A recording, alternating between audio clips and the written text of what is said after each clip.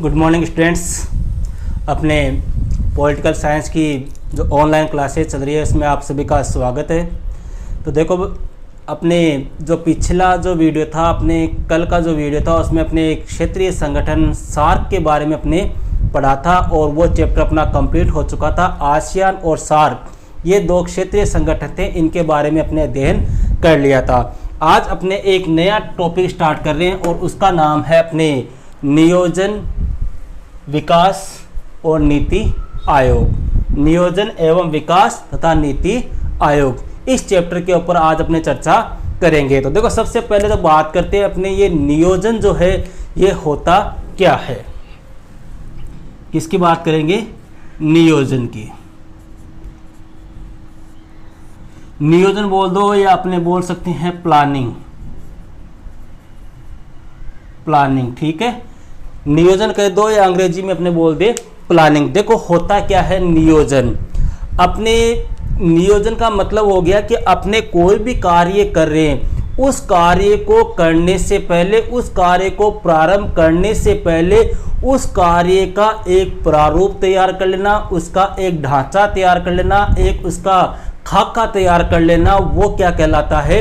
नियोजन। क्या मतलब हो गया? किसी भी कार्य को करने से पहले उसकी क्या तैयार कर लेना? एक रूपरेखा, एक उसका खाका या उसका ढांचा या उसकी डिजाइन या उसका प्रारूप, ये तैयार कर लेते हैं। जैसे मान लो अपने मकान बनाते हैं, कोई भी अपने घर में मकान बना रहे हैं, मकान बनाने से पहले अपने ये डिसाइड करते हैं कि इधर अपने को 3 रूम बनाने हैं, इधर किचन करना है, इधर लेटरिन बाथरूम वगैरह, इधर अपना पोर्च रहेगा, ये अपना चौक रहेगा, ये मेन दरवाजा रहेगा। इस प्रकार का अपना एक डिजाइन पहले तैयार कर लेते हैं, प्रारूप तैयार कर लेते हैं। अपने जैसे मान लो इसका नक्शा बनवाते हैं। ये सारी चीजें कब होती है? उस कार्य को करने से पहले। तो किसी भी कार्य को आप शुरू कर रहे हो, किसी भी कार्य को प्रारंभ कर रहे हो, उसको करने से पहले उसका रूपरेखा, खाका, ढांचा, डिजाइन या प्रारूप तैयार कर लेना, वही क्या है? नियोजन है। देखो, अपने जैसे एक टीचर की बात करें, एक टीचर जो है वो जब कक्षा में जाता है तो कक्षा में जाने से पहले वो 3-4 चीजें सोचता है। अगर वो उनको सोच के जा रहा है तो वो एक अच्छा शिक्षक है, अन्यथा अपने उसको एक अच्छे शिक्षक की उपाधि नहीं दे सकते। देखो कैसे, कोई भी टीचर कक्षा में जाएगा तो सबसे पहले वह क्या करेगा? वह सोचेगा कि हम मुझको कब जाना है, कक्षा में क्यों जाना है, कक्षा में क्या करना है, कितना करना है, कैसे करना है।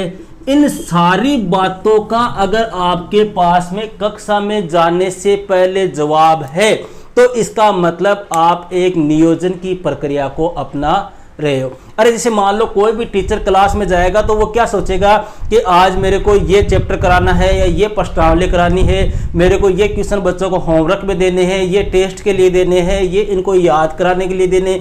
तो ये सारी बातें टीचर पहले से अपने दिमाग में रखता है।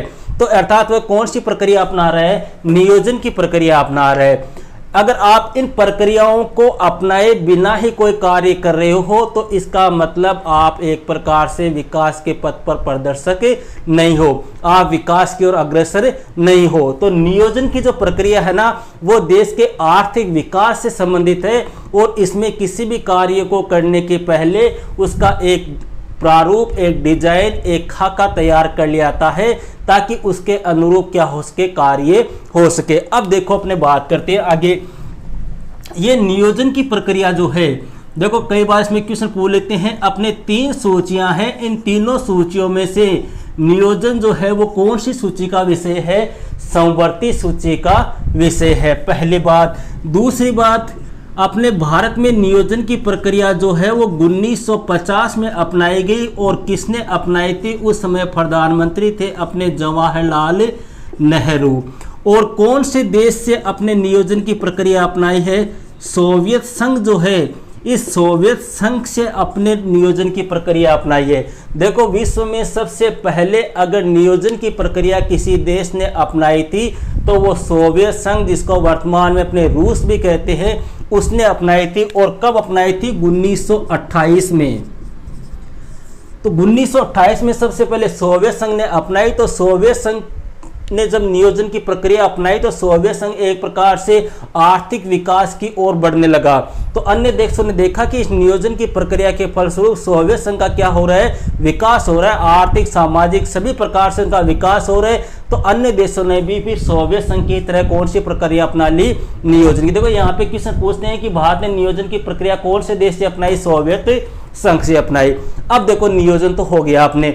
अब इस नियोजन की अगर सामान्य अर्थ देखें तो अपने ये हो गया। अगर कई बार पूछ लेते हैं नियोजन कहते किसको है, एक परिभाषा के तौर पर अग्नि को पूछ ले तो देखो अपने परिभाषा क्या दे सकते हैं, अपने नियोजन के बारे में कह सकते हैं कि अपने देश में जो भी संसाधन उपलब्ध है उन संसाधनों का प्रयोग इस प्रकार से किया जाए कि अधिकतम लोगों को अधिकतम लाभ प्राप्त हो सके, और वो भी कैसे, एक निश्चित समय अवधि में। कहने का मतलब हो गया अपने देश में जो उपलब्ध संसाधन है, जो उपलब्ध संसाधन है उन संसाधनों का इस प्रकार से प्रयोग किया जाए कि उनका अधिकतम लोगों को अधिकतम लाभ प्राप्त हो सके, और टाइम क्या होगा उसका, एक निश्चित समयावधि में। जैसे मान लो आपके पास में 5 बुक है और इन 5 बुकों से मान लो आपको 50 बच्चों को पढ़ाना है।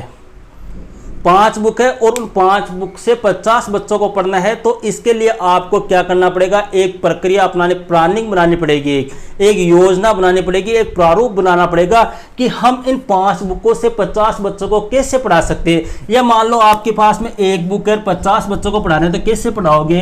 तो देखो इसके लिए आपको नियोजन की प्रक्रिया अपनानी पड़ेगी, प्लानिंग करनी पड़ेगी आपको। या तो एक एक बच्चे को एक एक दिन दे दो तो उसमें तो टाइम ज़्यादा लगेगा, तो वो तो नियोजन होगा नहीं। या फिर टीचर जो है वो बुक ले ले और सारे बच्चों को उस बुक से टीचर पढ़ा दे, तो वो क्या हो गया अपने नियोजन। तो देखो नियोजन यही कहता है कि अपने देश में जो उपलब्ध संसाधन है उन संसाधनों का प्रयोग आप इस प्रकार से करो कि उनसे अधिकतम लोगों को कैसा लाभ प्राप्त हो सके, अधिकतम लाभ प्राप्त हो सके, और वो भी एक निश्चित समयावधि में प्राप्त हो सके, और आपके जो उद्देश्य है उन उद्देश्य की भी क्या हो सके, पूर्ति हो सके। वही क्या है, नियोजन है। अब देखो नियोजन के बाद में अपने बात करते हैं, भारत ने नियोजन की प्रक्रिया तो अपना ली। अब जो नियोजन की गतिविधियां हैं, इन नियोजन की गतिविधियों को अंजाम देने के लिए अपने भारत सरकार ने एक आयोग की स्थापना की थी जिसे अपने योजना आयोग के नाम से जाना जाता है। कौन सा आयोग, योजना। देखो नियोजन के अंतर्गत क्या होता है, भारत सरकार के द्वारा जो भी उद्देश्य लक्ष्य निर्धारित किए जाते हैं उनको पूरा करने के लिए एक आयोग का गठन किया गया था, और उसी आयोग का क्या नाम था, योजना आयोग। हालांकि ये आयोग अब देखो समाप्त हो चुका है। इसका गठन कब हुआ था, योजना आयोग की स्थापना हुई थी 15 मार्च 1950 की इसकी स्थापना हुई थी, और जनवरी 2015 तक इसने क्या किया था, कार्य किया था। 15 मार्च 1950 को इसकी स्थापना हुई और जनवरी 2015 तक इसने कार्य किया था। इस योजना आयोग को अपने देश की एक सलाहकारी संस्था का दर्जा दिया गया। सलाहकारी संस्था का मतलब हो गया कि इसका जो है वो संविधान में उल्लेख नहीं है, यह संवैधानिक संस्था नहीं है, सलाहकारी संस्था है। ये नियोजन के लिए सरकार को क्या दे सकती है, सलाह दे सकती है। देखो कई बार ये भी पूछ लेते हैं इसका उल्लेख संविधान के कौन से अनुच्छेद में, तो अनुच्छेद 282 में, यह भी ध्यान रखना। तो योजना आयोग जो है वो कैसी संस्था है, सलाहकारी संस्था होती है, और इसका जो अध्यक्ष होता था, इसका एक अध्यक्ष होता था, और वह अध्यक्ष कौन होता था, प्रधानमंत्री होता था। इसका एक अध्यक्ष होता था और वो अध्यक्ष कौन होता था, प्रधानमंत्री होता था, और इसका एक उपाध्यक्ष भी होता था। एक अध्यक्ष और एक क्या होगा, उपाध्यक्ष।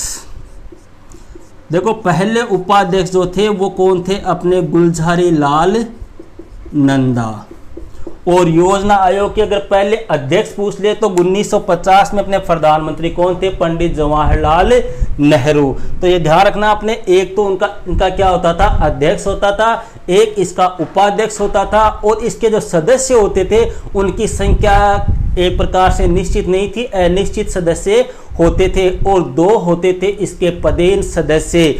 और वो पदेन सदस्य कौन होते थे? देखो, सदस्य जो होते थे उनकी संख्या क्या नहीं थी? निश्चित नहीं थी, अर्थात अनिश्चित थी। और 2 होते थे पदेन सदस्य। पदेन सदस्यों में से एक तो होता था अपने देश का गृह मंत्री और एक होता था अपने देश का वित्त मंत्री। ये क्या होते थे? योजना आयोग के पदेन सदस्य होते थे। तो देखो, अपने नियोजन की बात करी थी। नियोजन की जो गतिविधियां थी, उन नियोजन की गतिविधियों को अंजाम देने के लिए भारत सरकार के द्वारा एक सलाहकारी संस्था का गठन किया गया, जिसका नाम था योजना आयोग। इसकी स्थापना 15 मार्च 1950 को हुई थी। जनवरी 2015 में इस आयोग को समाप्त कर दिया गया और एक नया आयोग बनाया गया। इसका नाम था नीति आयोग, जिसकी चर्चा अपने आगे करेंगे। और इस योजना आयोग का जो उल्लेख है वो संविधान के अनुच्छेद 282 में था। इसका एक अध्यक्ष होता था, अध्यक्ष हमेशा देश का प्रधानमंत्री होता, और एक उपाध्यक्ष होता था। पहला उपाध्यक्ष जो था वो कौन था? गुलजारी लाल नंदा। और इसके सदस्य जो होते थे उनकी संख्या अनिश्चित थी, अर्थात उनकी कोई लिमिट नहीं थी, निश्चित नहीं होते थे। और 2 पदेन सदस्य होते, जिनमें से एक तो देश का गृह मंत्री और दूसरा देश का वित्त मंत्री होता था। ये हो गई अपने नियोजन और योजना आयोग की बात। अब आगे बात करते हैं अपने। अब देखो, अगला टॉपिक अपने आता है इसी में कि नियोजन जो है वो नियोजन की प्रक्रिया क्यों अपनाई गई, या नियोजन जो है वो क्यों अपनाया जाता है। नियोजन क्यों अपनाया जाता है, मतलब नियोजन की प्रक्रिया को अपनाने के क्या उद्देश्य थे। देखो, पहला नियोजन की प्रक्रिया को अपनाने का पहला कारण क्या था? देश की जो गरीबी है, देश की जो बेरोजगारी है, देश में जो आर्थिक विषमता व्याप्त है, अमीर है, निर्धन है, इस प्रकार की जो विषमताएं हैं उनको क्या कर देना? एक प्रकार से समाप्त कर देना। तो पहला कारण तो क्या था? देश की गरीबी, बेरोजगारी और आर्थिक विषमता को क्या करना? समाप्त करना। पहला कारण तो ये हो गया। दूसरा अपने कह सकते हैं कि रोजगार के साधनों का विकास करना।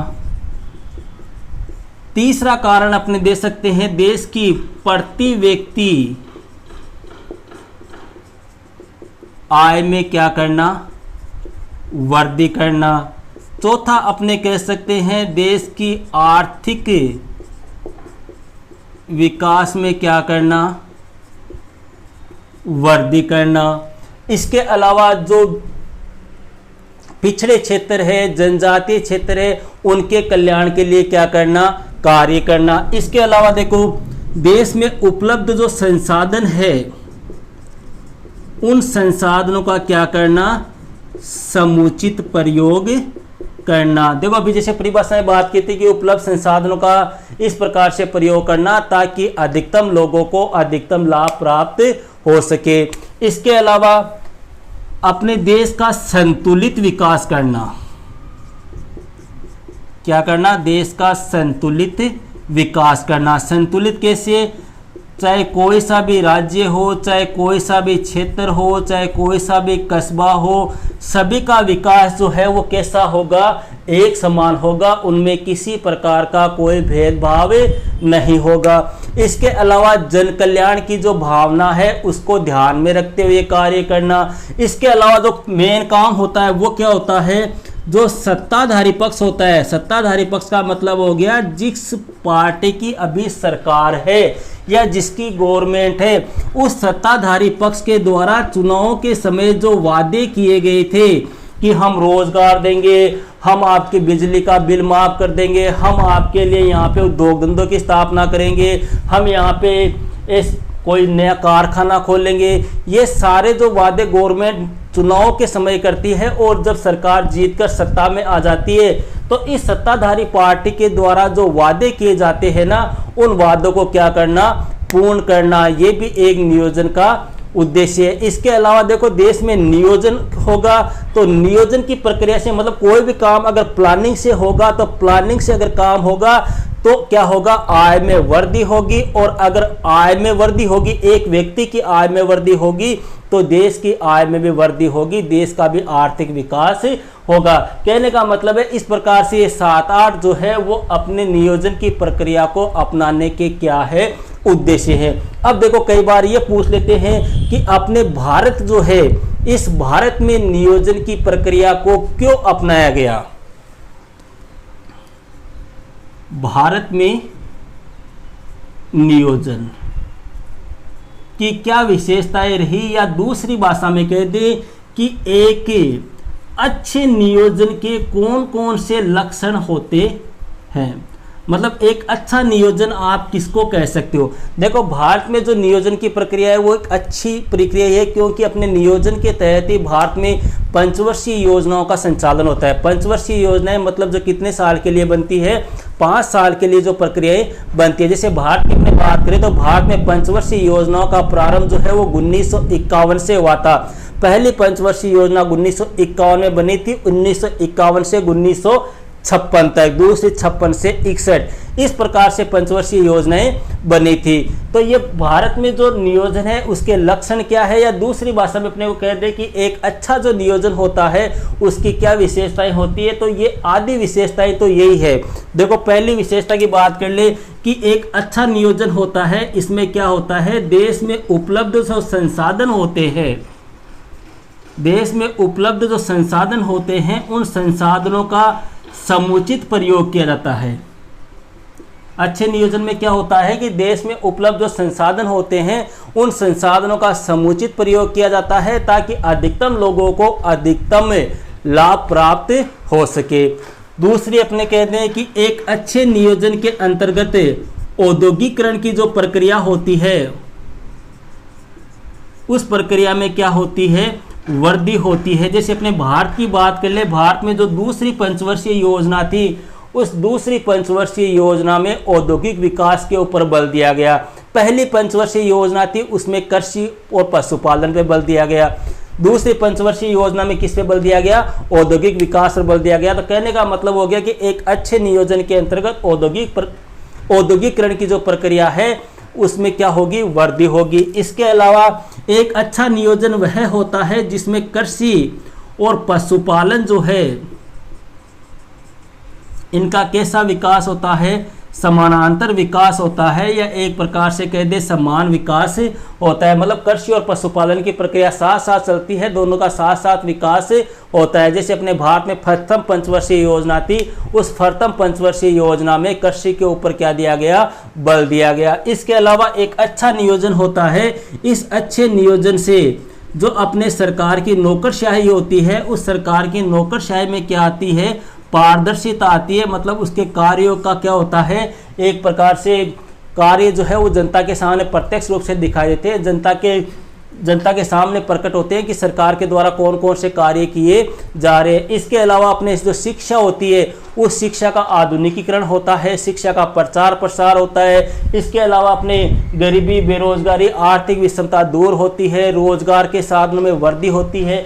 ये सब क्या होती है, एक अच्छे नियोजन की विशेषता या लक्षण होते हैं। देखो, इसको क्वेश्चन को पहला क्वेश्चन तो ये पूछ सकते हैं अपने कि नियोजन क्यों अपनाया जाना चाहिए, कोई 2 या 4 विशेषताएं बताइए। या फिर दूसरा क्वेश्चन पूछ ले कि भारत में नियोजन क्यों अपनाया गया, या भारत में नियोजन की कौन कौन सी विशेषताएं हैं, या एक अच्छे नियोजन के कौन कौन से लक्षण हो सकते हैं। एक ही बात है।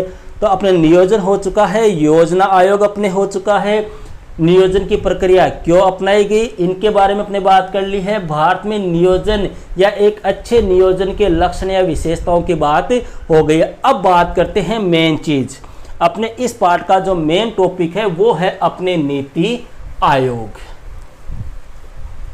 देखो, वर्तमान में अपने यही संगठन है नीति आयोगी।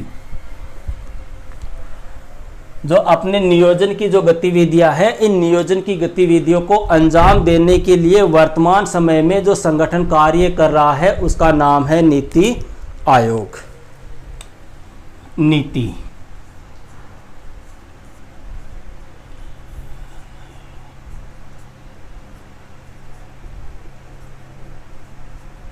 आयोग। देखो यहां पे कई बार क्या होता है, एग्जाम में क्वेश्चन पूछ लेते हैं कि नीति का पूरा नाम लिखिए,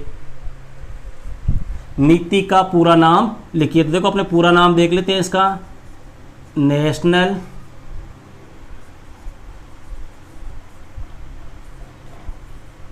इंस्टीट्यूशन